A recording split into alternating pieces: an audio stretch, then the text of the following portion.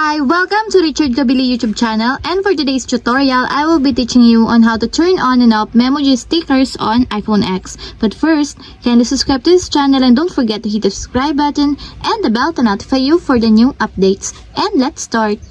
Using your iPhone X, from your home screen first, go to Settings. Then in the Settings, scroll down and click the General. Then in the General, scroll down again and click the Keyboard. Then after that, in the Keyboard, scroll down again and go to Emoji section. Then find the memoji stickers. And as you will see, there's a switch button on the right side of it. Then all you have to do is just click it to enable until it becomes green. When the memoji stickers is enabled, send memoji and unemoji stickers from your emoji keyboard.